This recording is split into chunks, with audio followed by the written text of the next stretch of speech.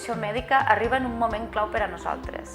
En els darrers 10 anys s'han produït grans canvis a nivell demogràfic i social. La població s'envelleix, la professió es feminitza, arriben moltes jubilacions i requeriran un gran canvi generacional, el rol del pacient canvia, les noves tecnologies tenen un gran impacte en l'àmbit de la salut.